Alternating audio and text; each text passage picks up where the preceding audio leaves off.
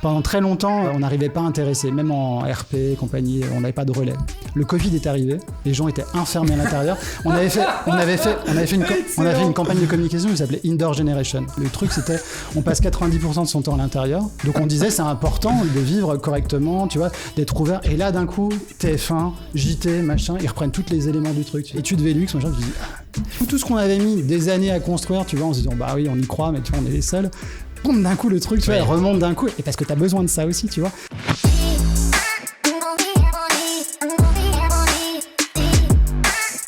Donc toi, Alexis, tu es chez Velux. Ton rôle, c'est Head of Marketing and Com Europe Sud-Ouest, c'est ça ? C'est ça, exactement. Et donc, ça comprend quel marché ? Ça comprend 6 marchés, la France, l'Italie, Libéria, Espagne et Portugal, Belgique et Néderlande. Néderlande étant également Luxembourg, petit marché. Ok, très bien. Velux, tout le monde connaît. En fait, tout le monde connaît tellement que c'est devenu un nom commun, mais en fait, c'est une marque. C'est ça, exactement. On en parlait avant en off de les gens qui disent je veux réparer mon Velux, mais en fait, c'est pas Velux. Donc, concrètement, quand on a une marque qui est devenue un nom commun, c'est quoi les enjeux marketing qu'on a ? C'est une vraie question. On n'a pas beaucoup de référents parce qu'évidemment, c'est assez rare. Surtout, c'est de la maintenir en vie. Parce qu'il y a plein de marques qui sont devenues génériques, mais justement qui sont fait manger par d'autres. Frigidaire n'existant plus. On prend souvent plein d'exemples de cet ordre-là. Donc l'enjeu majeur, c'est de la garder en vie déjà. Donc de résister à la tentation justement de devenir un terme générique. Donc ça, c'est le premier enjeu. Et donc, ça passe par assurer la qualité du produit, de la marque, et de le garder en référentiel. Donc ça, c'est quelque chose sur lequel, justement, Velux est assez fort. C'est aussi un produit qui est assez difficile en clé d'entrée. Souvent, il y a des produits qui sont facilement copiables. Je pense que la vraie spécificité de Velux, elle tient aussi beaucoup dans le produit. Le produit est très compliqué pour être copié, pour être mangé par d'autres marques. Parce qu'en fait, la spécificité d'installer une fenêtre sur un toit, en fait, la dimension, elle est vraiment là. Psychologiquement, un toit, c'est chez le particulier, c'est très compliqué. Tu touches pas à ton toit, en fait. Donc, pour d'autres marques, venir copier, venir égaler ou dépasser la marque à travers le produit, c'est assez compliqué, en fait. Donc, je pense que la vraie clé d'entrée, la vraie barrière à l'entrée, elle est déjà dans le produit. Après, nous, on fait beaucoup d'efforts justement pour s'assurer que la marque, on en parle en tant que telle. Donc, on a des vrais... Moi, je gère le branding. Effectivement, on est assez... On protège énormément la marque autour des aspects premiers où on peut la nommer. Les guidelines de copyright et compagnie sont très. On a des équipes dédiées autour de ça en fait. Typiquement les mots-clés, personne peut venir directement acheter Velux en tant que tel. Donc on prête énormément attention à la protection de la marque. Et globalement, ça se passe plutôt bien.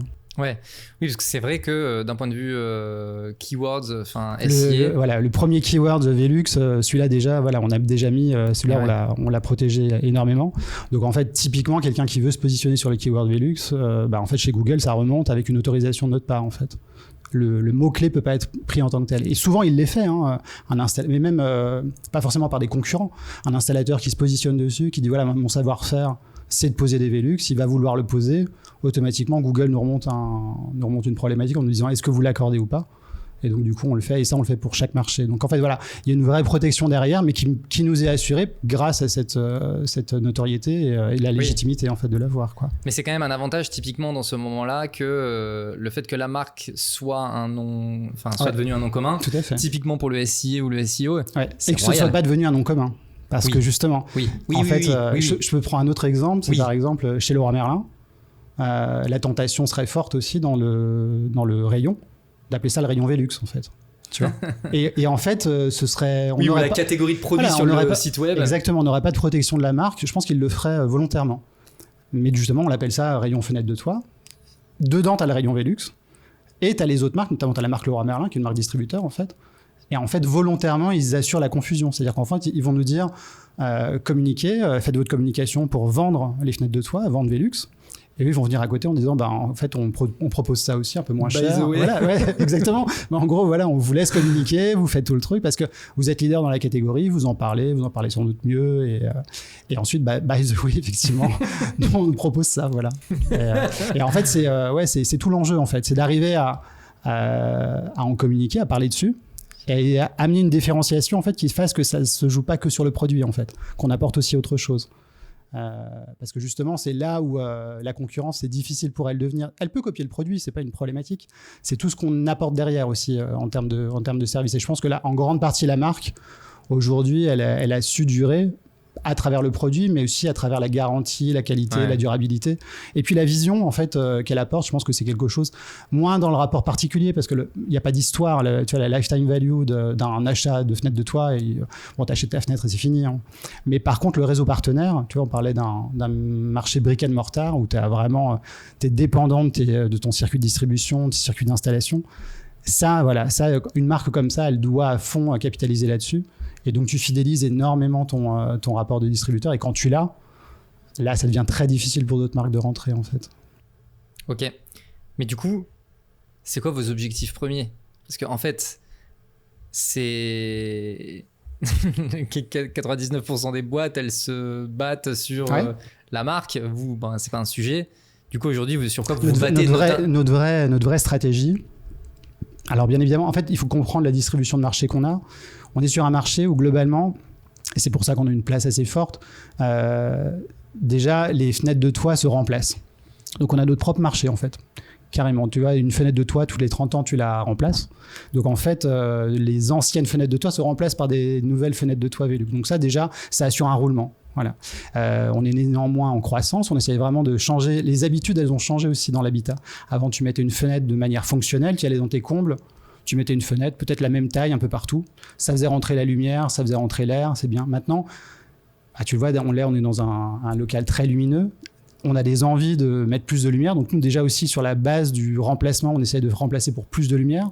Donc ça, c'est un enjeu de croissance pour nous. Essayer de changer les habitudes et de proposer des solutions plus grandes. Donc tu vois, je prends l'exemple du salon. Un salon, maintenant, aujourd'hui, tu n'imagines pas un salon sans une verrière, tu vois, une grande baie vitrée qui donne sur le jardin, tu vois, dans lequel tu n'imagines pas une petite fenêtre, tu vois. Donc en fait, la volonté, c'est de proposer la même chose dans les combles. Donc nous, on est sur des grandes verrières, tu vois, qui vont te permettre non pas juste de voir le ciel, mais tu vois, de voir tout, tu vois, de faire rentrer beaucoup plus de lumière, parce que la lumière est plus importante aussi dans les combles. Donc ça, c'est un enjeu. Et notre enjeu majeur, j'ai envie de dire, la vraie vision qu'on a, c'est qu'en fait, on veut sortir de la catégorie fenêtre de toit. Et nous, on veut vraiment être vu comme un acteur majeur on appelle ça le home improvement. Donc, c'est vraiment l'amélioration de l'habitat. On pense qu'on est un acteur solide dans l'amélioration de l'habitat.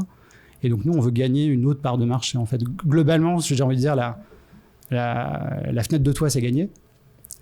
On était un gros poisson, tu vois, dans la catégorie fenêtre de toit. Oui, on veut devenir un petit poisson dans le milieu de l'amélioration de l'habitat, quoi. C'est pas une vision de concurrence, mais on veut vraiment être perçu comme étant un acteur identique à Leroy Merlin, à Ikea. D'accord. Tu vois, comme étant... en fait, notre point de départ, c'est pas tant le produit, c'est vraiment ce qu'on apporte en termes de lumière. La lumière, elle est super importante dans l'habitat. Et nous, on veut vraiment que ce soit un réflexe chez les consommateurs de se dire, OK, la lumière, si je rénove, si j'aménage chez moi, je veux que ce soit un point de départ de l'amélioration de ma maison. Et j'ai un chiffre pour ça qui est assez éloquent. C'est quand tu achètes ta maison. Tu vois, tu achètes ta maison, le 3e critère d'achat, c'est la lumière. Le premier critère, ça va être souvent le prix. Voilà. Une fois que tu as trouvé deux emplacements au même prix, tu as le lieu. Ça, c'est le 2e critère d'achat. Le 3e, c'est la lumière. Si tu dois comparer deux bâtiments, tu dis, OK, ils sont au même endroit, même prix. Ah, celui-là, il était plus lumineux. À l'achat, la lumière, elle est décisive. Par contre, dès que tu passes en rénovation, bizarrement, la lumière naturelle n'est plus du tout convoquée comme étant un facteur de rénovation. Mais quand je dis, nous, c'est ce qu'on pilote. On essaie de voir justement à quel point la lumière, elle est intéressante en rénovation.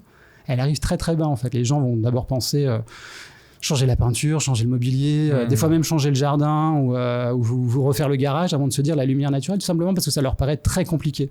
Tu fais avec l'existant, en fait. Ouais. Tu te dis, rajouter des fenêtres, putain merde, il va falloir ouvrir les murs, ça va être compliqué et compagnie. Donc limite, si c'est pas assez lumineux, tu te dis, bon, l'éclairage artificiel, c'est parfait pour ça, je vais rajouter des petites lumières d'ambiance et tout ça.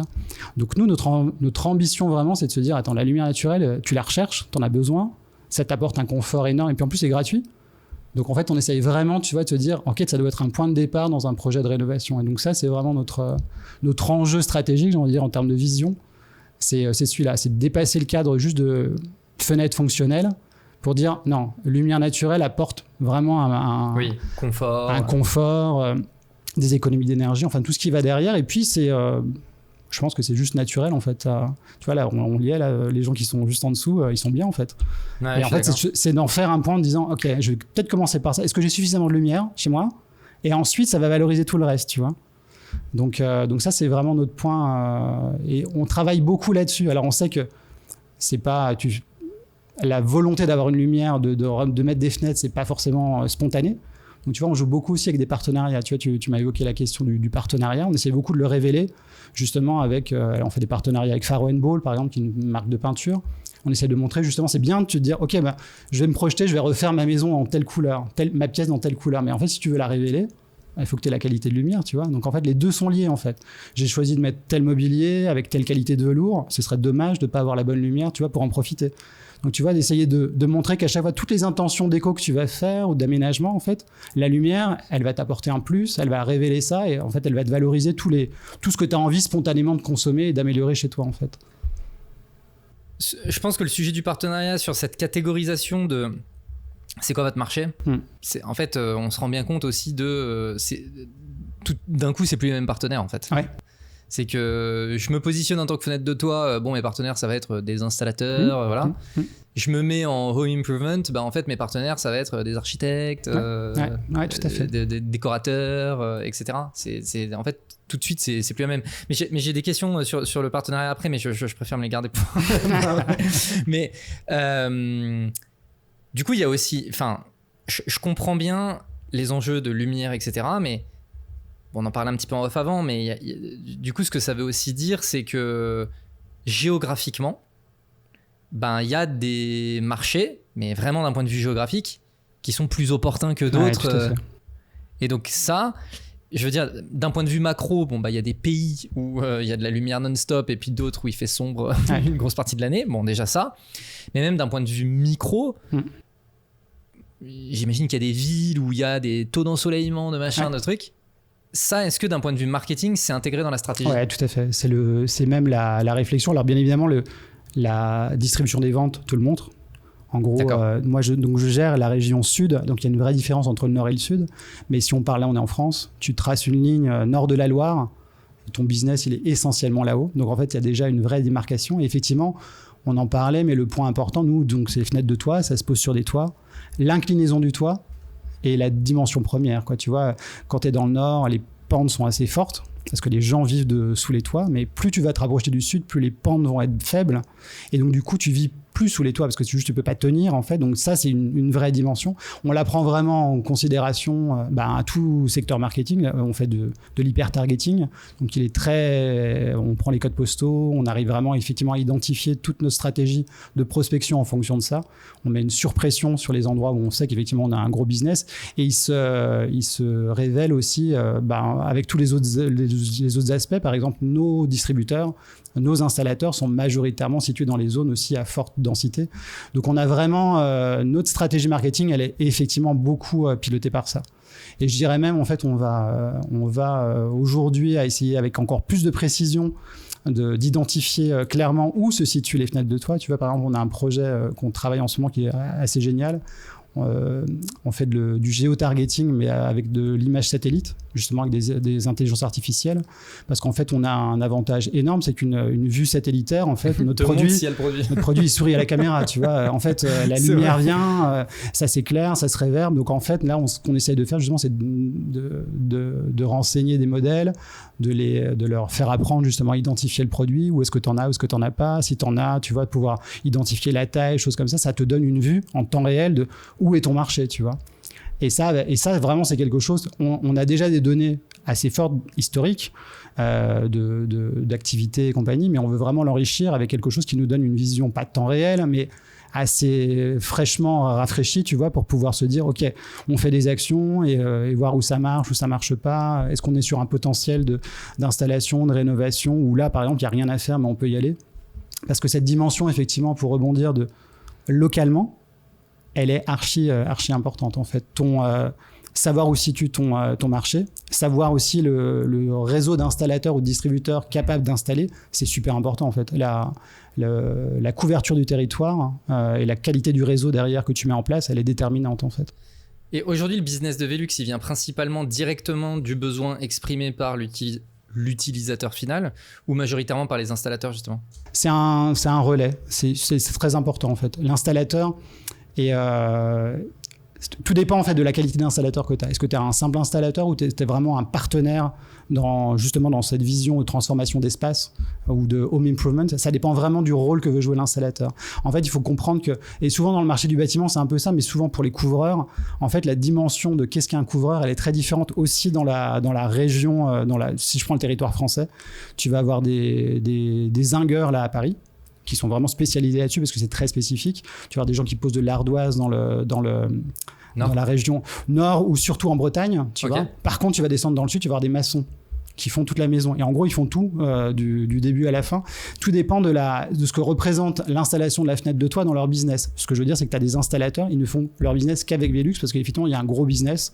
Et ils savent que derrière, en gros, pour eux, c'est intéressant d'installer des fenêtres plutôt que de poser de la tuile ou de poser de l'isolant. Tu vois, c'est plus intéressant. C'est en termes de chiffre d'affaires, en termes de bénéfices et puis d'intérêt même de chantier. Il y en a certains qui se spécialisent là-dedans. Quand tu as vraiment un installateur spécialisé là-dedans, son but, quand il a une requête de client qui vient souvent pour dire j'aimerais une fenêtre de toit, ça va être d'interroger. Et tu vois, là, on rentre vraiment dans les stratégies de découverte habituelles d'un client.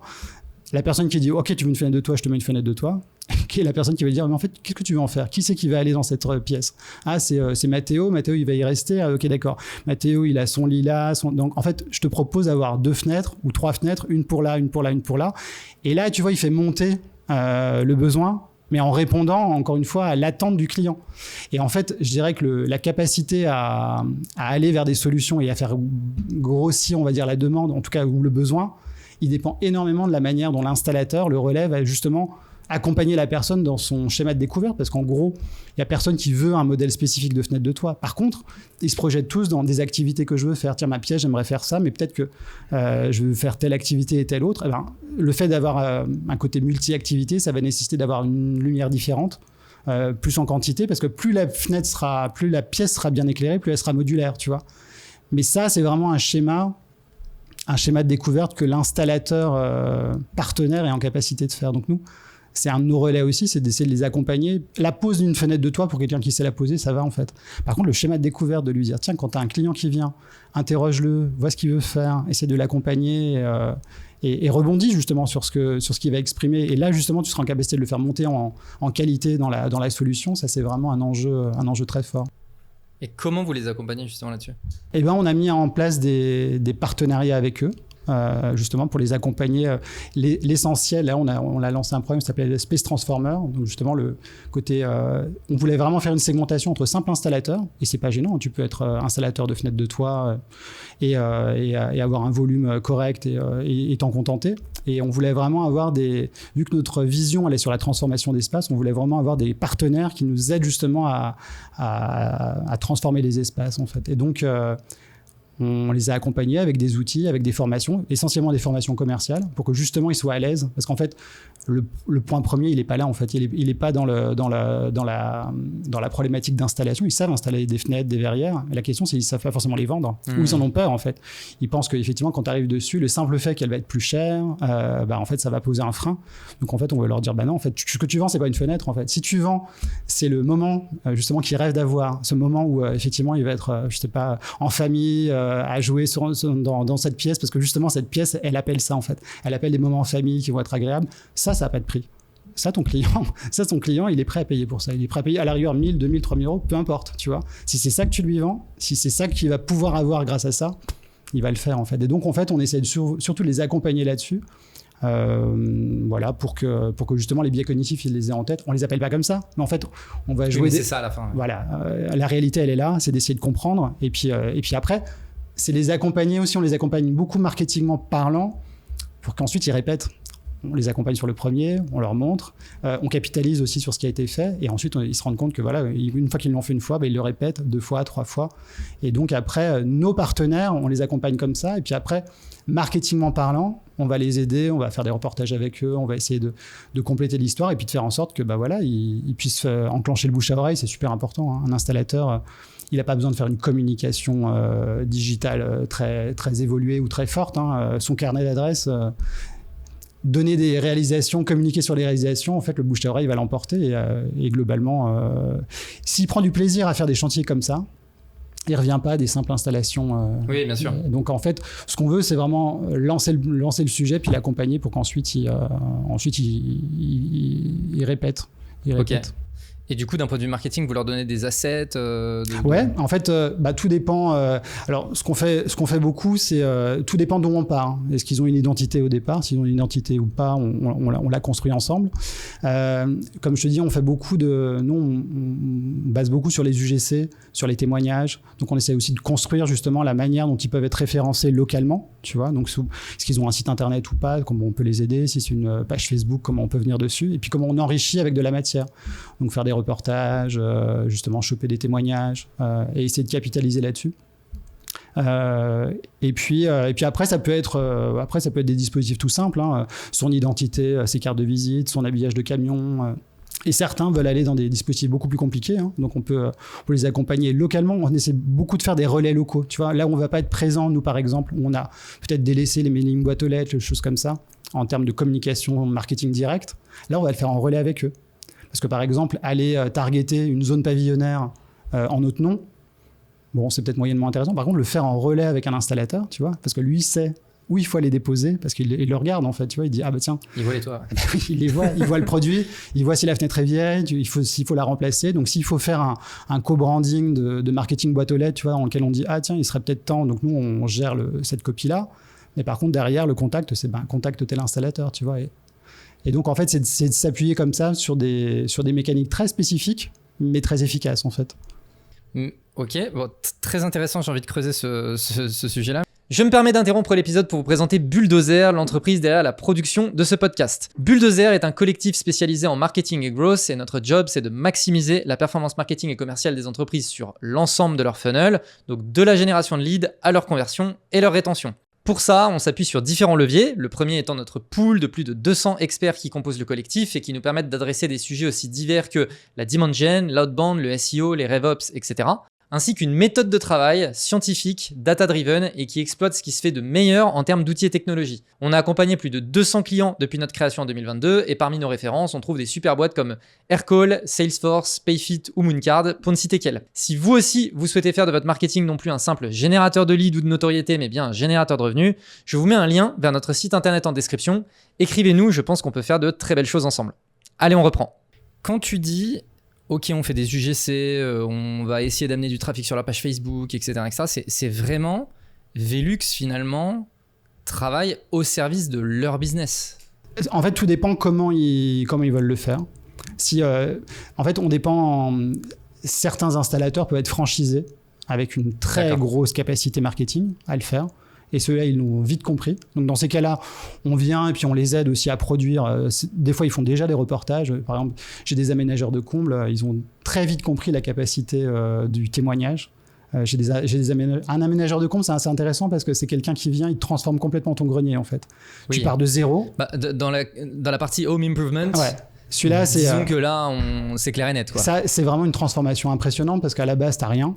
Ouais. Et il vient, il te renforce tout, même à la rigueur tu peux même pas marcher dessus, tu vois, donc il te refait tout. Et ils ont bien compris, donc c'est des chantiers assez longs. Ceux dont je parle qui sont vraiment très bons, tu vois, quand ils commencent les chantiers, ils te mettent un time-lapse extérieur-intérieur. Ils enregistrent pendant les 15 jours du truc et à la fin, qu'est-ce qu'ils donnent aux particuliers? Donc déjà qui est ravi parce qu'en fait il a d'un coup 40 mètres carrés, tu vois, dans sa maison en plus. Mais en plus il a le petit document, il a les photos et compagnie et en fait il en parle autour de lui.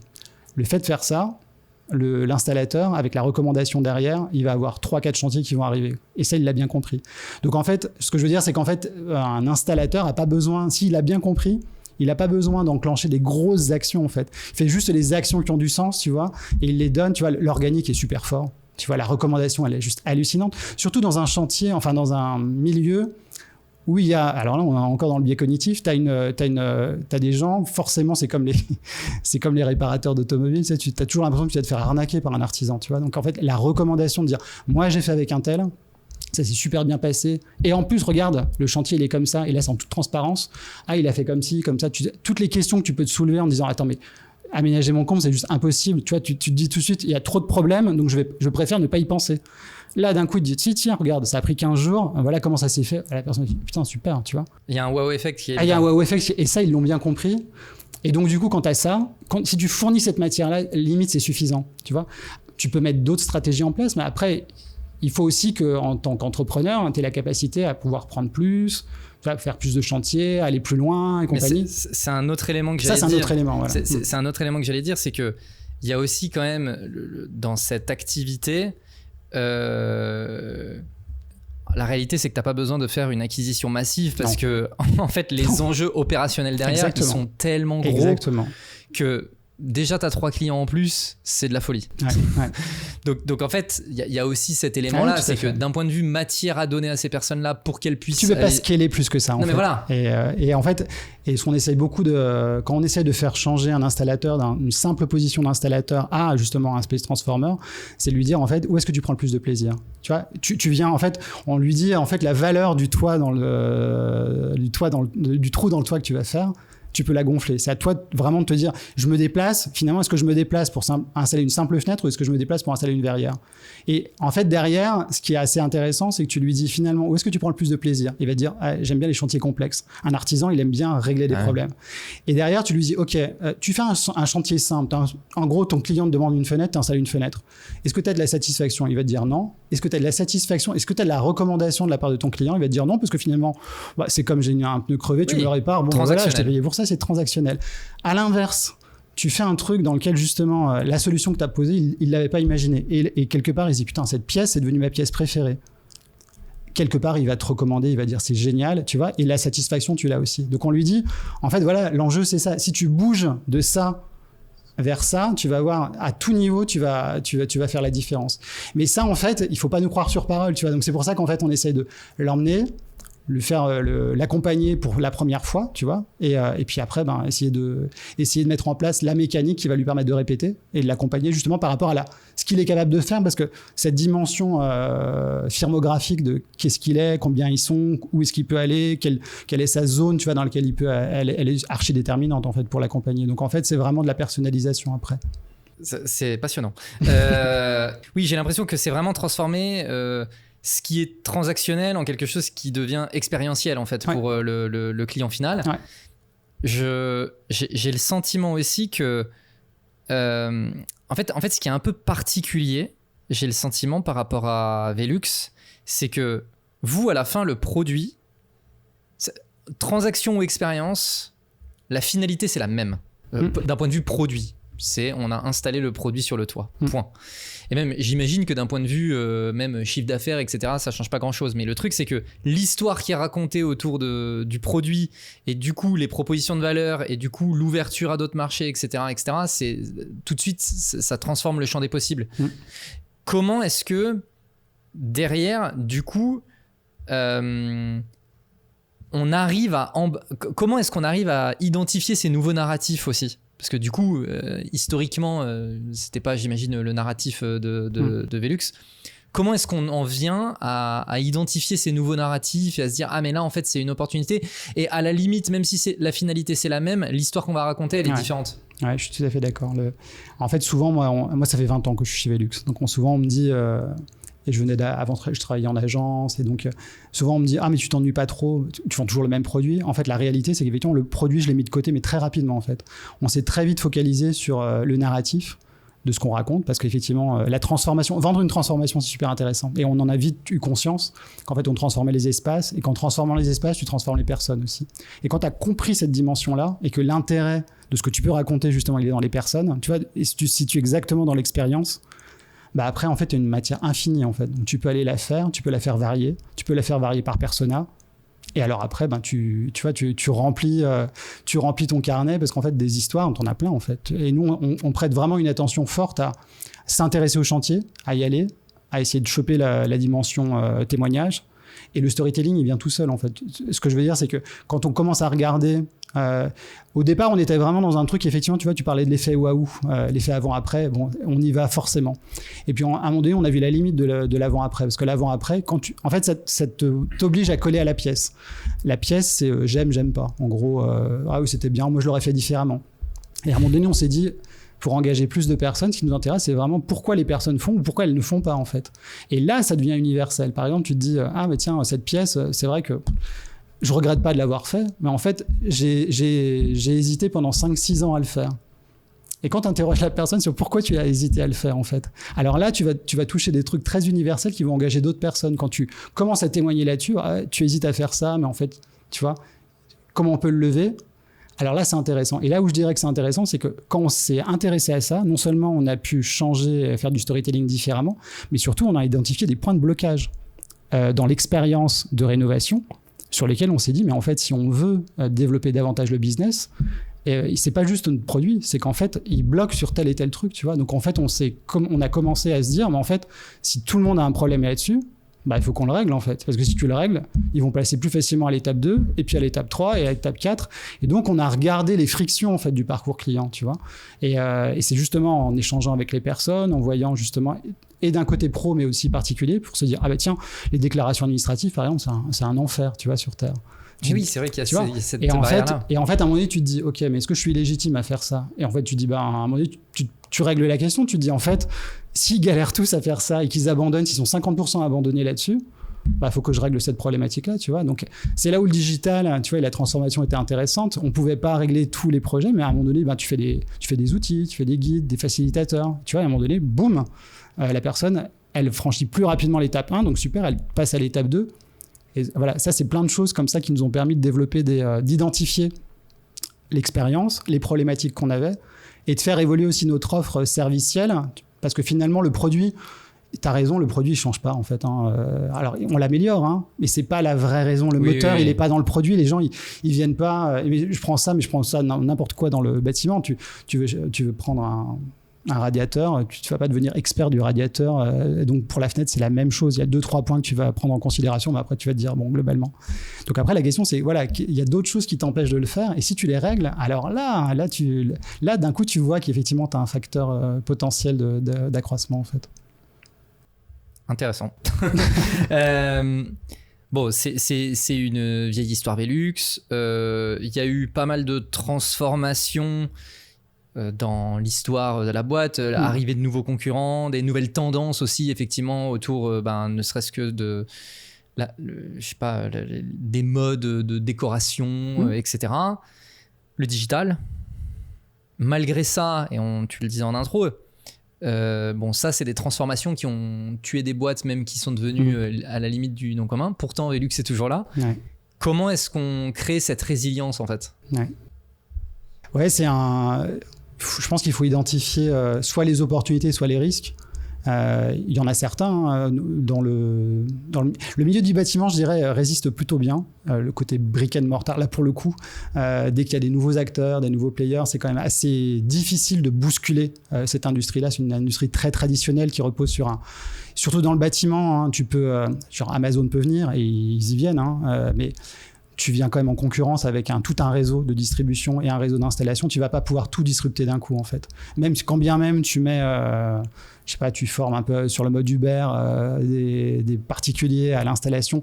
Le secteur du bâtiment est quand même super compliqué, tu vois. Pour t'improviser, de passer du statut d'amateur à professionnel, c'est super compliqué. Et comme on disait, la confiance, elle est super importante. Tu es dans un truc, tu te dis, OK, il sait le faire, jusqu'à combien tu sais le faire. Et après, tu as plein de choses, tu vois, les réseaux de distribution, choses comme ça, sont super durs pour avoir le réseau nécessaire pour venir et assurer toute cette... C'est quand même des choses qui sont très compliquées à bouger. Et je dirais que, et je prends que l'exemple de la France, mais tu as des boîtes qui résistent très bien aussi, Leroy Merlin. Et une boîte, par exemple, en résistance à Amazon, ils sont super forts. C'est une boîte qui développe de la R&D de manière hallucinante. Dès qu'il y a un nouveau truc, ils vont le faire, ils vont tester. Donc, le secteur résiste plutôt bien. Donc ça, c'est déjà un truc qui nous permet aussi de résister dans ce secteur-là, tu vois. On n'est pas sensible à un newcomer qui vient et qui te bouscule tout en 6 mois. Je pense que ça, c'est le premier point. Et puis après, nous, le point, on a beaucoup nous, je pense que c'est dans la vision, dans la philosophie Velux, on est porté sur anticiper, avoir une vision sur l'avenir. Parce que justement, on sait qu'on a un marché qui est suffisamment solide. On sait qu'on ne se bat pas pour la notoriété. On se bat très peu pour la part de marché parce qu'on a une très grosse part de marché. Donc, en fait, ça nous permet d'anticiper d'autres choses, des changements, de se dire justement, tiens, prenons attention, je te parlais des pain points. Quand tu commences à t'intéresser à ça, c'est que tu as une vision pour améliorer un système déjà existant, et puis malgré tout de faire de la croissance, tu vois. Donc on est sur un marché niché, mais potentiellement, on peut améliorer pas mal de choses à partir du moment où justement tu prêtes attention à tout ça. Le digital nous a vraiment servi à ça, à mieux comprendre le client, l'expérience client, je dirais, professionnelle ou particulier, et d'essayer justement d'améliorer ces pain points. Et le digital apporte énormément de choses par rapport à ça. Tu peux, là où tu pouvais pas faire du one-to-one, bah, tu peux faire du one-to-many, du one-to-small avec des outils qui vont quand même personnaliser une expérience, qui vont apporter des solutions rapides, et ça, on y est allé allègrement, quoi. On a testé plein de choses. En fait, nous, on a un vrai problème aussi, tu vois. Alors, il y a des choses qu'on a fait, on n'a pas marché, tu vois. On a voulu faire de la réalité augmentée pour rendre tangible, tu vois, et faciliter, pensant qu'effectivement, si les gens leur montraient une pièce sombre, tu vois, en réalité augmentée, et finalement, ils n'étaient pas là-dedans. C'était pas la problématique. Par contre, en se rendant compte, comme je te le disais, sur les déclarations de travaux, vraiment des vraies difficultés, dures. Mais en fait, on en revient à un truc simple, hein. Tu as un problème qui est là, qui est vraiment problématique, plus il est douloureux, quand tu le règles, boum, d'un coup tu passes une étape, tu vois. Donc ça, en France par exemple, voilà, on a les déclarations de travaux, les permis de construire. Soit tu dis, tu veux le savoir le faire, bah tiens, lis ma page, sur ma page, il y a tout ce que tu dois faire, mais en gros tu vas aller scroller à l'infini. Ou alors tu dis, parle-moi de ton projet. Je prends l'exemple du digital, un simple guide, c'est parle-moi de ton projet. Voilà, donc tu remplis et en fonction de ton projet, voilà ce que tu dois faire. Si tu fais ça, en fait, non seulement tu facilites la lecture de tout le truc, et puis toi, tu en bases aussi des données, en fait, tu vois. Tu commences à mieux comprendre le projet de la personne. Donc après, on a fait beaucoup de stratégies comme ça, où on était justement dans des lignes magnettes, où on attirait, et mine de rien, on comprenait davantage le projet, et ensuite, on pouvait personnaliser avec des réponses qui, justement, prenaient en compte le besoin, l'intention, où est-ce que tu es, et puis justement personnaliser des solutions, et globalement ça marche plutôt bien. Et c'est des approches qu'on n'avait pas de manière traditionnelle, mais on s'est rendu compte que le digital le permettait, tu vois.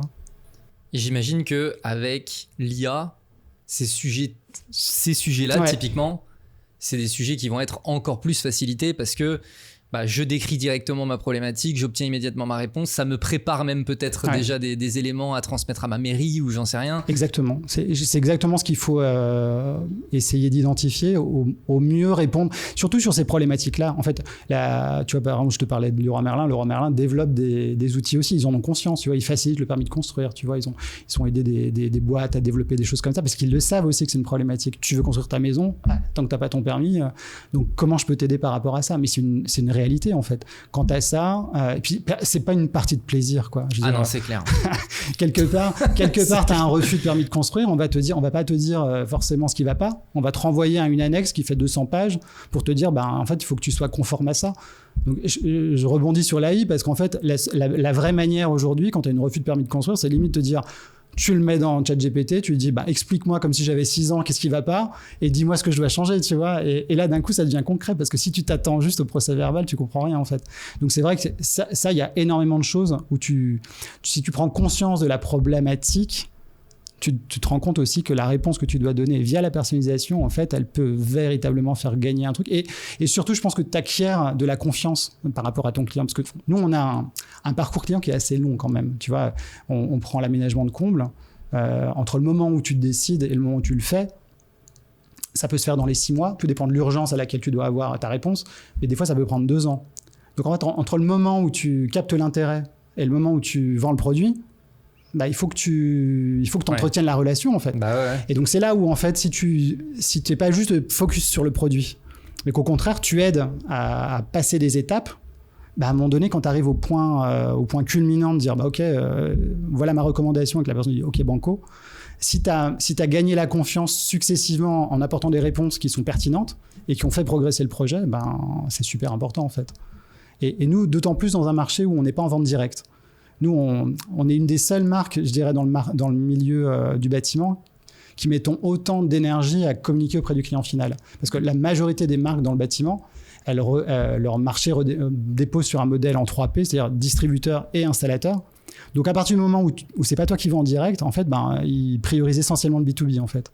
Nous, on a une grosse part de notre marché média, marketing, à l'attention du particulier, parce que nous, on sait que voilà, nous on veut parler au particulier en fait. Même si on lui vend pas en direct, on sait qu'on a des choses à lui dire, quoi. On sait que généreusement, on peut donner plein de valeurs, plein d'informations parce qu'elle est nécessaire en fait dans un projet. Donc ça, c'est quelque chose d'assez spécifique aussi qu'on a.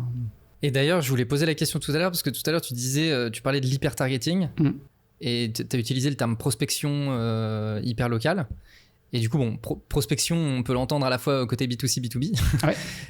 Donc, quand tu parles d'hyper-targeting, etc., c'est surtout pour du B2C ou du B2B ? Alors, ça dépend. En fait, on fait... pour le B2C, on va effectivement essayer de targeter les zones à forte densité ou non, dont je te parlais tout à l'heure. Quand on sait qu'on est dans une zone à forte densité, donc déjà beaucoup de fenêtres de toit, on va targeter nos messages. En fait, je te disais que d'ailleurs, on a une lifetime value qui est un peu courte. Alors, on vend des fenêtres de toit, mais on vend des accessoires aussi. Donc, en fait, une fenêtre qui est équipée, tu peux l'équiper d'un store, d'un volet. Donc, les zones dont on sait qu'il y a beaucoup de fenêtres de toit, on va les targeter pour du message accessoire. D'accord. Qui va continuer. À l'inverse des zones... Et là, c'est du B2C. Voilà, c'est du B2C. Les zones à faible taux de pénétration, on va essayer de vendre de la fenêtre. Donc ça, on le fait sur des layers un peu ciblés. C'est-à-dire qu'en fait, on va faire de l'always on à l'année. Et on va assurer la pression plus ou moins en fonction des domaines applicatifs dans lesquels on veut communiquer. Et on a une approche aussi plutôt pro, là plutôt en account-based marketing, où on va cibler justement les relais qu'on veut choper. Alors on est soit sur de l'installateur, soit sur de l'architecte, et on essaye de voir justement où on a des trous dans la raquette, quoi. Si je prends l'installateur, tu sais que tu as une zone où tu as un fort potentiel d'installation, mais tu as un manque d'installateurs. Bah là, il faut essayer d'aller en trouver d'autres. Donc là, on peut faire de l'hyper-targeting aussi pour dire, bah là, il nous faut 5 installateurs, comment on va trouver, tu vois. Donc en fait, les deux, je dirais, on couvre les deux, mais pas du tout avec les mêmes stratégies. Effectivement, marketingment parlant, c'est pas du tout la même chose, quoi. Le B2C reste quand même de la pêche. On fait de la prospection. Là où on peut faire du ciblage beaucoup plus précis sur quel compte on veut aller chercher, même si voilà, un installateur, un architecte, c'est assez facile. On peut imaginer de l'account-based marketing beaucoup plus évident.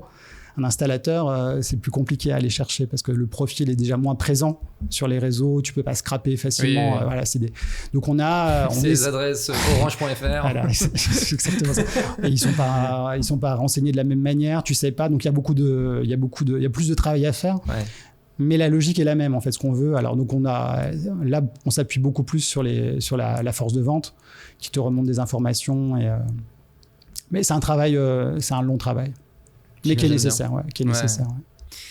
Ouais. Toi, donc, comme on le disait en intro, tu es Head of Marketing and Com. Donc, tu disais, notamment, tu avais mentionné le fait que la brand fait partie de ton périmètre, mais concrètement, qu'est-ce qui rentre aujourd'hui dans ton périmètre à toi ? Alors, en fait, moi, je suis région. La région, elle est prise dans un étau entre le global, donc le Velux est danois, donc le siège social est au Danemark. Donc je dirais le gros branding de la marque, toute la dimension corporate, est pilotée par le global, donc pilotée par le Danemark, nous arrive et nous on est au service des marchés. Les marchés, ils ont un objectif de vente, voilà. Donc nous on supporte la stratégie marketing local. Et mon enjeu majeur, c'est d'essayer de scaler un maximum. J'essaie pas de faire un plan pour chaque marché. J'essaie de trouver un point d'accord qui va servir à l'ensemble. Donc j'essaie de faire des campagnes qui soient un maximum, qui embarquent un maximum de marchés, parce que j'ai pas les ressources non plus nécessaires pour faire 5 campagnes ou 6 campagnes différentes qui vont valoriser des produits différents à des moments différents. Donc on essaie vraiment de trouver un point d'alignement en sachant comme je te disais, on a des différences assez fortes. Déjà par le territoire et aussi par les structures culturelles en fait de marché. Mais mon point, il est là. Moi, mon vrai enjeu, c'est d'arriver à trouver un facteur qui permette de scaler un maximum les actions. Donc vraiment, l'objectif, c'est l'efficience marketing en fait. Exactement. Et d'ailleurs, petite question, parce que je suis en train de réaliser que OK, Velux, c'est limite d'un nom commun en France, mais est-ce que c'est le cas par tout le monde ? La part de... Alors, le nom, oui. Alors, l'intelligence, on va dire, du nom Velux, c'est que c'est un nom latin. Enfin, c'est pas un nom latin, mais en fait, c'est la contraction de ventilation et luxe, lumière. Et en fait, donc, ils ont fait ça parce qu'en fait, la vraie valeur ajoutée, tu vois, dans la proposition de valeur de Velux, c'est apporter la lumière et la ventilation. Donc, en fait, ils l'ont remis dans le nom. Et là où c'est intéressant, c'est que Velux, ça sonne, vu que c'est une consonance latine, en fait, ça marche dans plein de pays. Ça sonne dans tous les marchés. Tous les marchés pensent que ça vient, tu vois, les Français pensent que c'est français. J'aurais pas été surpris que ce soit français, en effet. Les Italiens pensent que c'est italien. Enfin, bref. En tout cas, personne n'imagine que c'est danois. Oui. Et donc, du coup, ça crée aussi ce rapport d'appartenance assez fort. Mais donc tu me parlais sur la notoriété. En fait, elle est à développer dans certains marchés. Et en gros, je dirais dans les marchés du Sud, là où c'est moins présent, et effectivement, il faut davantage le travailler. Oui, mais elle est à développer parce qu'il y a moins le besoin. Exactement, en fait. En fait, tu vois, à la limite, c'est le awareness du problème. Ouais, c'est ça, en fait. C'est pas l'awareness de la solution. Ouais. En France, c'est entendu. Les gens, ils savent, ils vivent dans les combles. Hop. Donc, en fait, le problème, ils l'ont. Donc, ils cherchent la solution. Donc, ils y viennent naturellement. En Espagne, ils vivent pas sous les combles. Donc, limite, ils se disent, en fait, ça sert à quoi une fenêtre de toit, tu vois? En fait, ils n'ont pas connaissance du problème, donc ils cherchent pas la solution. Donc, en fait, c'est un awareness, c'est un branding différent qu'il faut travailler différemment. Et c'est marrant parce que, donc moi je gère le Sud, mais je gère aussi un petit peu du Nord, tu vois. Et si je vais aux Pays-Bas, ils ont une autre problématique, par exemple, tu vois. Ils ont un awareness, par exemple, eux, ils se mettent des fenêtres parce qu'ils ont moins de lumière que dans les pays du Sud. Mais par exemple, tu vois, on parlait des équipements, des accessoires, par exemple, eux, le volet, ils n'ont pas la culture du volet là-bas. Mais tu l'as pas sur les fenêtres de toit, mais tu l'as pas non plus en vertical. Tu n'as aucune maison qui a des volets. Donc vendre des volets là-bas, voilà, il faut déjà développer la problématique de à quoi sert un volet. Alors qu'en Espagne, il y a des volets, il y en a partout. Tu vois ? Mais ils ont juste pas la notoriété de la fenêtre de toit. Donc en fait, mes batailles sont un peu différentes. Donc mon enjeu pour moi, c'est effectivement d'essayer d'adresser tout le monde dans une logique un peu commune, mais malgré tout en développant des particularismes, tu vois, qui correspondent. Donc en fait, c'est plutôt une logique de playbook où je vais dire, ok, on veut tous aller par là, mais on va pas y aller au même rythme, en fait. Et donc accepter qu'effectivement, lui va peut-être y aller plus vite, lui va là. Et donc, j'essaie vraiment de jouer avec les 6 pays un peu en laboratoire pour dire, souvent j'ai des pilotes, et je vais dire, tiens, on va faire ça, et puis si ça marche, on le répète, tu vois, on le répétera peut-être dans les 6 mois ou dans l'année pour tel autre. Et donc, on essaye de jouer comme ça sur des avancées en parallèle. Alors le sujet de l'awareness du problème, j'ai justement sorti là il y a quelques jours une vidéo sur la chaîne YouTube de Bulldozer parce que c'est un point qu'on observe chez beaucoup de clients. Je pense que tu vois le framework, les 5 stages of awareness. Et en fait c'est aujourd'hui on a beaucoup de nos clients qui sont un peu bloqués dans leur croissance, mais juste parce que ils ne se sont pas rendus compte que de A à Z ils se sont concentrés sur un seul stage of awareness, et le simple fait de s'ouvrir et de se dire mais en fait tu vas te rendre compte que les messages auprès des gens qui n'ont pas conscience du problème, en fait, c'est pas du tout les mêmes. Et tout de suite, tu es en train d'ouvrir ton marché sur une autre problématique. Et là, dans le cas de Velux, ça peut paraître effectivement un peu logique parce que les spécificités territoriales, etc. Mais sur des boîtes qui sont franco-françaises, avec, qui peuvent problématiques assez classiques, en fait, sans te rendre compte, tu es en train de te concentrer sur une minuscule partie du marché. T'as l'impression que tout le monde connaît. Alors que... tout à fait. Moi, je pense que c'est le plus gros... quand tu découvres ça, quand tu t'intéresses à ça, d'un coup, ça peut t'ouvrir un pan. Et sans que tu changes rien, ce que tu faisais déjà très bien, on dit, mais en fait, c'est vraiment là.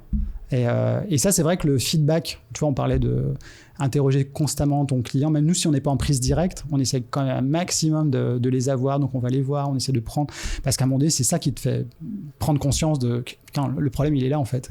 Et je l'avais jamais vu, quoi. Et après, ta stratégie, elle est intéressante parce que tu te dis, ah, mais tiens, il bloque là-dessus. Après, c'est super intéressant parce que la production de contenu que tu vas faire, elle va dépendre justement du touchpoint auquel dans le customer client, du customer journey, tu vas dire c'est à ce moment-là qu'il le trouve. Exactement. Et à ce moment-là, quel est le bon canal pour lui donner ? Est-ce que j'ai besoin d'un relais ? Est-ce que c'est moi qui le dis en direct ? Est-ce que je le dis en relais avec un installateur ? Et tu vois, on a trouvé plein de choses comme ça où on s'est dit en fait, ok, on sait qu'il y a plein de points bloquants, mais ils sont pas tous au même moment. Et en fait, limite, tu as des étapes, tu dis, une fois que j'ai ça, je passe à celui-là. Et là, par exemple, peut-être que l'installateur, c'est le bon moment. Il faut que je lui donne un outil qui va permettre de lever ça et compagnie. Et une fois que tu as réussi à avoir cette vue complète et que tu l'as déconstruit, d'un coup, tu te dis... Et en plus, c'est fascinant parce que tu produis d'autres choses. Exactement. Et moi, c'est un peu là où on en est aujourd'hui. On a cette conscience de ces deux différents degrés et on travaille véritablement là-dessus en fait. Moi je m'amuse souvent à faire quelque chose qui est que donc on prend ce framework, on identifie les propositions de valeur parce que naturellement on n'identifie pas du tout les mêmes, donc on fait un peu un espèce de listing, ok, donc comment ça se traduit d'un point de vue visuel, créa, etc. Puis une fois que tu as fait cet exercice, tu dis ok, donc si on reprend l'historique de ce que vous avez fait jusqu'à maintenant, vous êtes où ah bah en fait ce truc là il est là, cet autre truc il est aussi au même endroit, et en fait tu te rends compte que tout était au même endroit jusqu'à maintenant, et du coup bah vous voyez en fait là on vient d'ouvrir complètement. Ou le pire, vouloir adresser l'ensemble des problématiques à travers un seul document. Exactement. Dire tout et finalement ne rien retenir. Et c'est ça aussi, c'est l'économie de moyens, se dire non, à cette étape là c'est ça qui est décisif, je ne parle que de ça. Et puis après, et c'est ça aussi, ça veut dire qu'après tu t'inscris dans cette logique où je vais continuer, je vais introduire, et c'est aller aussi dans un marketing relationnel et pas juste transactionnel. Une fois que tu as compris ça et que justement tes outils que tu vas produire vont te permettre de développer ça, là c'est, je dirais même que c'est l'intérêt même de ce qu'on fait en fait. Ah mais complètement, mais 100%. Et c'est pour ça que souvent c'est un des... Parmi toutes les étapes de travail qu'on a avec nos clients, c'est une des premières, parce qu'en fait, c'est aussi là que tu vois, ok, le champ des possibles, etc. C'est tout l'intérêt en fait. Et je trouve que c'est en plus de ça le travail le plus passionnant, parce que c'est là où tu te mets à vraiment te poser des questions sur les questions que se posent les gens, les problèmes qu'ils ont, etc. Donc bref. Ok. Donc moi j'ai l'impression aussi, si je reviens sur les sujets organisationnels, il y a un peu un travail d'agence interne en fait finalement entre le global et le local. Et du coup tu disais que tu avais une petite équipe. C'est quoi les... J'ai 12 personnes. En fait le département marketing chez nous c'est une 50aine de personnes. Moi au global au régional pardon. Ok. Au régional, en fait on est structuré avec 50 personnes pour gérer l'ensemble du marketing. Moi je gère 2 target group, on va dire 2 cibles clients, le particulier et l'architecte. Et on a une deuxième équipe de 10 personnes aussi qui gère l'installateur et le revendeur. Et après, on a une équipe média, on a une équipe insight, on a une équipe plutôt technique webmastering pour l'ensemble des assets digitaux. Une équipe produit aussi, parce qu'on on vend quand même des produits. Et puis, voilà, on travaille tous ensemble pour développer la production de contenu et la stratégie marketing. D'accord. Mais moi, je suis plutôt dans la production de contenu. Donc, c'est pour ça qu'en fait, là, le sujet qu'on évoque, justement, moi, je suis au cœur. Moi, en fait, c'est ma valeur ajoutée, elle est dans la production de contenu. Elle peut être tout type de canaux autour de ces 2 cibles. Je vais prendre l'ensemble des canaux qu'on va activer, que ce soit en prospecting, que ce soit autre. Mais voilà, mais je travaille avec le reste pour la mettre en place, en fait. Ok.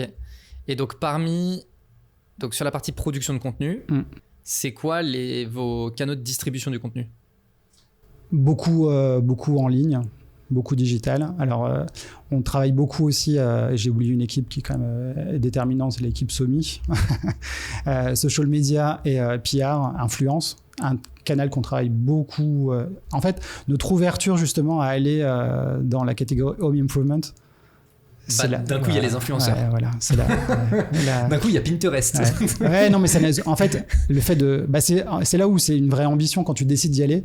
Ça t'ouvre un canal en fait.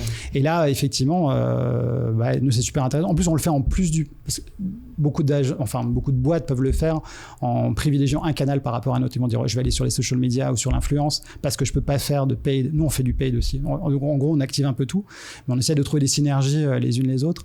Mais c'est vrai que l'influence t'apporte un truc vraiment différent. Surtout quand tu fais déjà du paid, en fait, tu vois tout ce que tu peux pas faire et ça, c'est super intéressant en fait. Et l'influence, c'est super intéressant. Ça nous apporte véritablement. En plus, on le traite en fil rouge continu, donc on active une quantité d'influenceurs tous les mois. On essaie de trouver des ambassadeurs. Architectes, décorateurs, etc. Plutôt particulier. En fait, on a une vraie problème. Enfin, on arrive à identifier une cible de personnes qui rénovent. Et qui sont eux-mêmes. C'est vrai qu'il y a beaucoup d'influenceurs. Et donc, en fait, les couples qui rénovent leur maison, qui font des timelapses, des trucs comme ça. Exactement. En fait, ça, tu l'as en fil rouge continu. Donc, une fois qu'en plus, tu es connu, en sachant que tu aides à des projets, ça marche assez facilement. Et après, la dimension d'en faire des ambassadeurs, c'est plus compliqué parce que, comme je te dis, une fois que tu as raconté ton histoire de transformation, après, c'est. Mais on essaye, nous, vu qu'on essaie vraiment d'être dans le bénéfice de la lumière, en fait, on va aussi vers d'autres niveaux d'influence. Par exemple, si tu prends juste en quoi la lumière va m'aider dans ma rénovation, tu parles d'un chantier de rénovation et c'est fini. Par contre, si tu es dans un rapport à dire, ok, moi, la lumière, elle est importante pour moi dans mon activité au quotidien. Par exemple, je sais pas, je suis dessinateur, j'ai besoin d'avoir les vraies couleurs et compagnie et tout ça. Tu peux aller sur autre chose. En cuisine, pourquoi c'est important, effectivement, de cuisiner avec une vraie lumière naturelle ou la ventilation et compagnie. Donc, du coup, tu peux aller taper aussi une thématique bien particulière dans laquelle tu vas valoriser la lumière dans ce qu'elle apporte. Tu l'as pour ça, tu l'as pour le maquillage. Donc, du coup, tu peux te rapprocher de tendances dont tu sais qu'elles fonctionnent avec un nouveau champ d'application. C'est-à-dire, en fait, du tuto maquillage, t'en as partout. Mais sous cet angle-là, pourquoi c'est intéressant, effectivement, et Dieu sait que c'est intéressant. tu te maquilles, les bonnes couleurs et compagnie, c'est super important. Ça te permet d'avoir un autre angle d'attaque et d'intéresser aussi. Et en fait, ça, on l'a sur pas mal on l'a fait sur du gaming aussi. Où tu peux te dire, en fait, on s'est rendu compte que tu as un paquet de gamers qui sont dans les combles, en fait. Et en fait, ça te donne juste en fait une manière de dire c'est quoi ton setup, comment tu as monté ton truc, pourquoi tu l'as fait, et finalement quelle est la qualité d'éclairage que tu avais. Et en fait, ça, c'est super intéressant aussi. Ça te fait une relecture d'une problématique déjà vue. Et en fait, on se rend compte que quand tu as un gamer qui dit ah ben mon setup il était comme ça, voilà comment j'ai aménagé mes combles pour en faire mon truc. Après, tu regardes les commentaires, puis tu as une cinquantaine de personnes qui disent ah c'est génial, quand j'aménagerai mes combles, je ferai la même chose, tu vois. En fait, et c'est des choses qu'on n'aurait pas pu avoir en fait, ce rapport d'autorité. En fait, on l'utilise parce qu'il vient en complément justement de ce qu'on va faire en paid, de manière assez globale. Ensuite, on va pouvoir aller sur des sujets bien spécifiques, tu vois, dont on n'aurait pas traité nous-mêmes, et qui vont venir apporter une autorité beaucoup plus forte, tu vois, avec une configuration bien précise, auquel les gens vont copier, et compagnie. Et tu te dis, ah voilà. Et quand tu prends tout ça, ça crée une vraie synergie qui est assez intéressante. Alors, c'est beaucoup de boulot, parce que c'est des micros... Oui, en fait, ce que j'allais dire, c'est que là, on est dans le très micro. Exactement, c'est le très micro. Donc, effectivement, on double, triple, quadruple la quantité de travail. Ouais, tout à fait. Mais tu vois, on le fait, et en même temps, tu vois, on a 2 vagues télé dans l'année, où on fait une grosse prise de parole globale, tu vois. Donc en fait, c'est là où je dis que c'est intéressant, parce que justement, on active un peu tout, en fait. Oui. Tu vas créer... tous les différents tu vas créer le désir sur un certain point, tu vas t'arrêter, et puis après, tu vas pouvoir le renforcer avec un deuxième message, justement porté par quelqu'un qui va dire, tiens, moi, voilà comment je l'ai fait, en fait. Et donc c'est pour ça que c'est intéressant, parce qu'en fait on peut activer pas mal de choses avec toujours une même on a vraiment un fil rouge, mais après tu le déclines en fait, et puis limite tu peux dire tiens il est là, mais comment tu le racontes en fait. Et cette carte blanche on va vraiment essayer de la chercher pour dire ok, t'as un projet, mais toi en fait c'est pas tant le produit, parle-nous de toi, qu'est-ce que tu veux y faire, c'est quoi ton activité, comment tu veux le faire, et c'est ça qui fait l'intérêt le storytelling en gros. Ouais.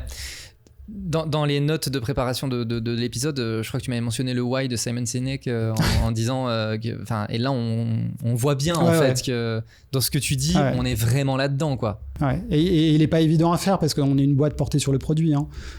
Tu vois, j'ai un produit, on le vend sur sa performance, son vitrage, ce qu'il fait et compagnie. Mais ça, c'est les features. Voilà, mais inverser le truc. Mais néanmoins, moi je suis rentré, je faisais des pubs pour le vitrage, le type de vitrage, choses comme ça. Et arriver dans un truc où aujourd'hui, t'es au cœur de ça, t'as pas du tout ça. T'es vraiment sur la logique de transformation. Tu vois, notre baseline, c'est de transformer les espaces en lieux favoris.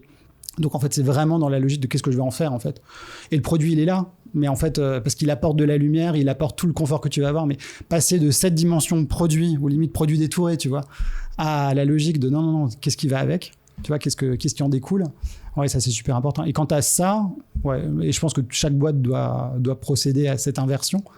Elle peut être compliquée ou pas, mais elle t'ouvre, en tout cas nous en termes de production de contenu, elle t'ouvre à beaucoup de choses, tu vois, qui font que c'est...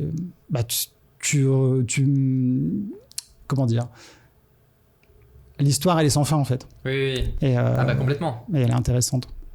Mais j'ai l'impression que l'histoire du vitrage ou des choses comme ça, c'est...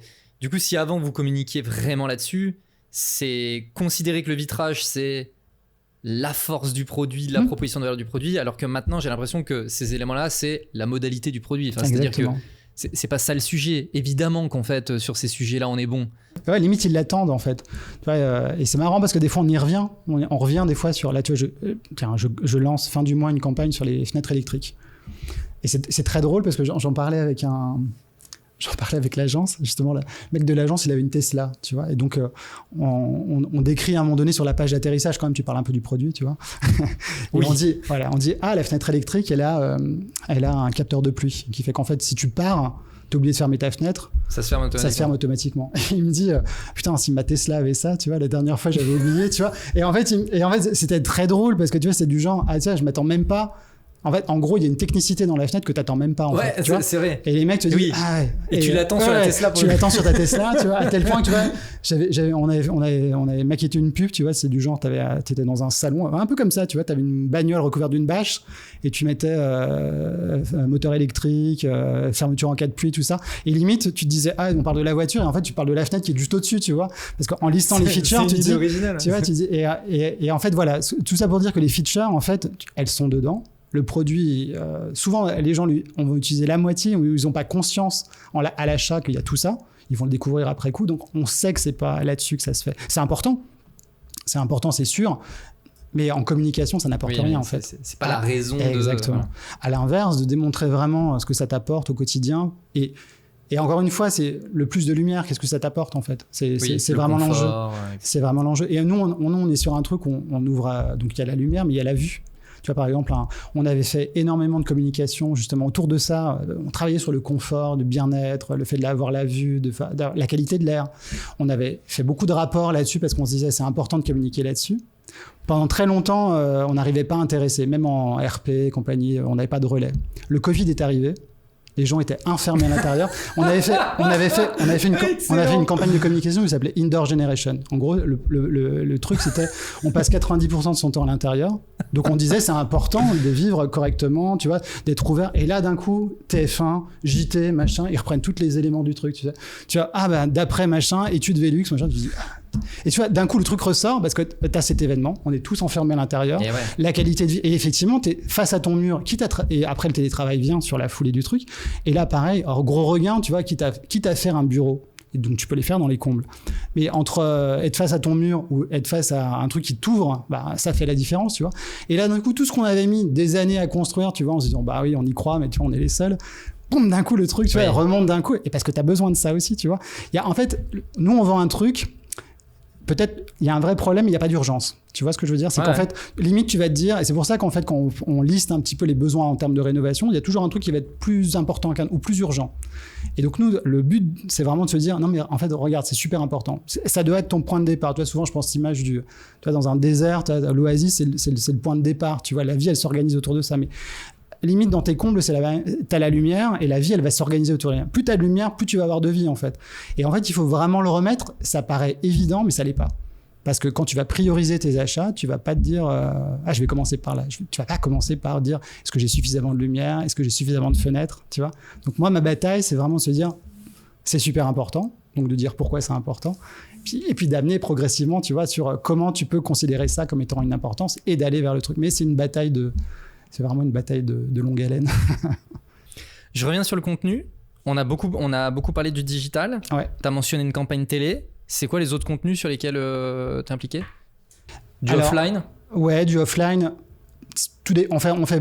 On a un rapport très contextuel. On est dans le bâtiment, dans la rénovation, donc toute la presse déco. On est présent dessus, donc nous on fait beaucoup de publicité aussi print encore dans ces magazines parce qu'en fait ça t'apporte une audience très qualifiée.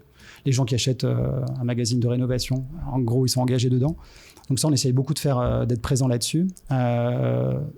Et après ça dépend du tactique. En fait moi j'ai un marché très saisonnier. Par exemple, donc on vend des volets qui te protègent de la chaleur parce que finalement sous les combles tu peux avoir un peu chaud pour plein de raisons, hein. Déjà t'es sous les toits donc la chaleur monte donc elle reste là-haut, donc on vend des volets et on les vend l'été essentiellement puisqu'ils arrêtent, donc là on a des dispositifs tactiques, donc on fait des campagnes. Donc là je viens de terminer justement la campagne de cet été en termes de remboursement, choses comme ça, donc on fait du cashback, donc voilà, du pur tactique. Et donc là, ça nous amène à faire plein de dispositifs. Tout dépend. Là aussi, on target aussi beaucoup. Donc, on va faire du hyper-targeting. On parlait du digital. Mais je peux le faire aussi de manière très traditionnelle, en identifiant les billboards, les 4x3 proches des zones de chalandise, des choses comme ça. Donc là, on essaie de faire un maillage très complet pour se dire, voilà, on personnalise le message. Mais quand tu arrives aussi sur la zone, tu revois le même truc, tu vois. Et donc, on peut décliner comme ça de manière assez granulaire les stratégies pour s'assurer qu'effectivement, quand tu as ferré, t'emmènes jusqu'au moment. Surtout que le tactique, c'est du cashback, il y a de la scarcité, c'est en ce moment, le mois d'après, tu l'auras plus. Donc voilà, on essaie vraiment, on l'utilise pas trop la scarcité parce que comme je te disais, le parcours peut être très long. Ouais. À part au moment où tu as un vrai pain point, quoi, tu as chaud. Puis alors, là, cette année, il n'a pas fait très chaud, donc ça a moins marché.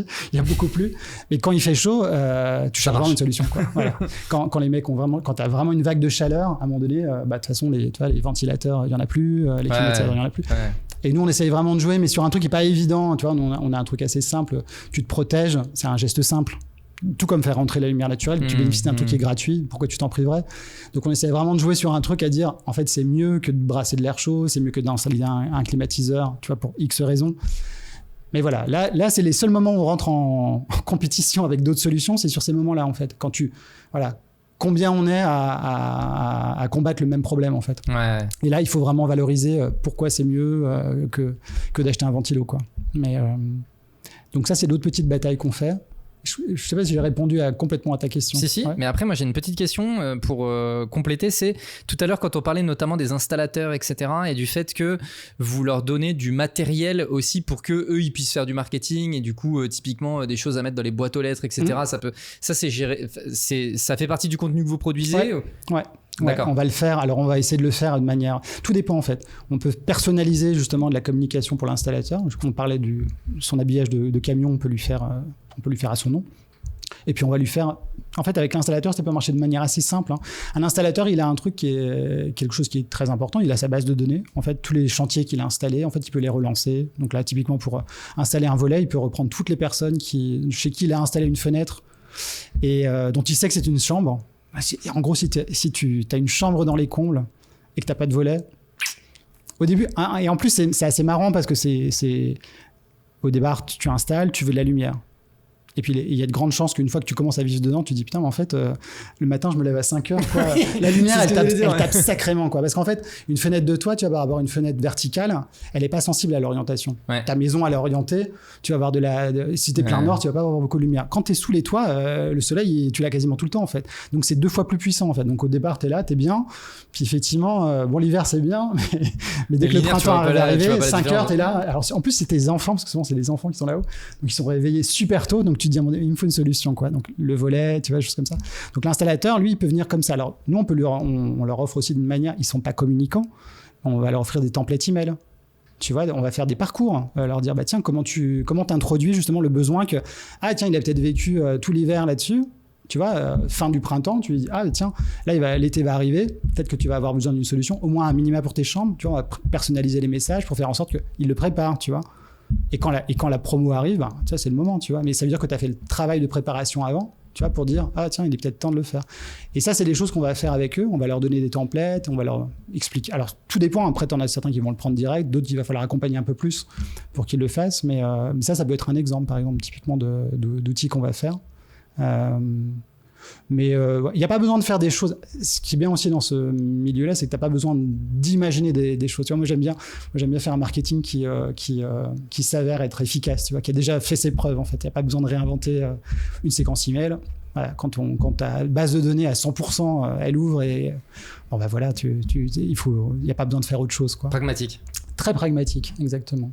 Ouais. Donc ouais, en grande partie, voilà. Il n'y a pas beaucoup de choses. Je ne vais pas te vendre de l'innovation dans l'accompagnement qu'on fait. C'est juste faire ce qui a du sens, en fait. Ouais. Tout comme les dealers, tu vois, quand tu fais quand tu es dans un rayon, tu sais que la personne, elle vient pour quelque chose, bah voilà, avoir un stop rayon, avoir une animation qui valorise le produit, en fait, ça fait la différence, quoi. C'est quoi les prochains challenges à venir, là ? Notre gros challenge, c'est vraiment nous de rentrer dans cette catégorie justement d'amélioration de l'habitat. C'est un vrai challenge parce qu'en fait, on ne sait pas de combien on peut gonfler la part ou pas. Qu'est-ce qu'on représente aujourd'hui, jusqu'où on peut aller et comment on veut rendre ça évident. Tu vois, parce qu'aujourd'hui, dire Velux, amélioration de l'habitat à l'identique d'IKEA et compagnie, tu comprends pas trop. Donc, jouer vraiment sur ce rapport de la lumière naturelle importante dans l'habitat. On est au début de l'histoire, donc on essaye de le faire.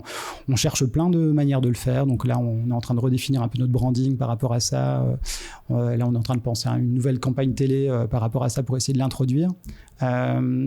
On joue beaucoup sur des partenariats. Là, je parlais de partenariats avec Faro Ball.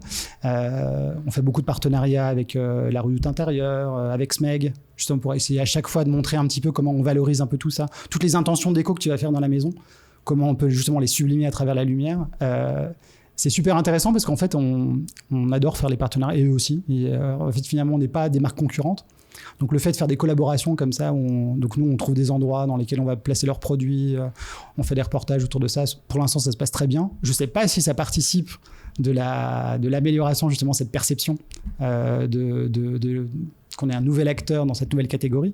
En tout cas, notre enjeu majeur pour nous, il est là. C'est d'arriver à s'installer dans cette catégorie. Et puis et d'être légitime par rapport à ça dans le message qu'on porte. Alors c'est très conceptuel, on n'a pas encore toutes les clés, mais c'est aussi l'intérêt de travailler chez Velux, c'est qu'on peut s'accorder à une telle mission en fait. C'est-à-dire, en gros, tu pars avec plus d'inconnus que de certitudes, tu vois, mais en même temps tu te dis il y a un domaine des possibles incroyable, quoi. Tu peux faire, ça peut être des collaborations sur d'autres choses, tu vois.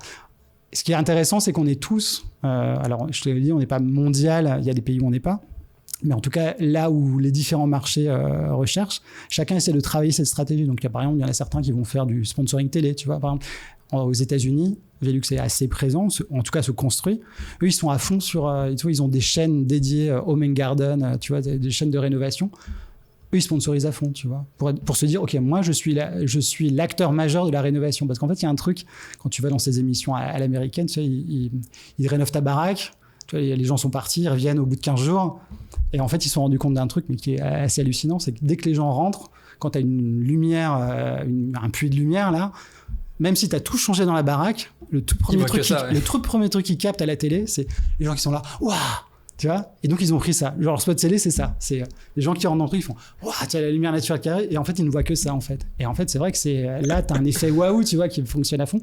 Donc voilà, eux, ça leur permet de dire, voilà, dans une rénovation, tu vois, le point essentiel, il est là, ils capitalisent dessus. Donc, ça pourrait être ça pourrait être d'autres choses. Mais en tout cas, notre enjeu majeur, il est là, et c'est de vraiment trouver une manière pertinente de s'imposer comme un acteur majeur de l'amélioration de l'habitat, en fait. Super. Merci Alexis. Merci à toi Jordan. Merci pour tout ce partage, j'ai trouvé ça passionnant, c'était super.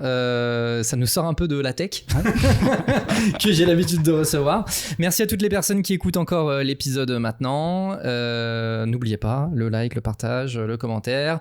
Très preneur de votre feedback, donc n'hésitez pas. Et puis on se retrouve très bientôt. Salut. Do it! Just do it! Don't let your dreams be dreams.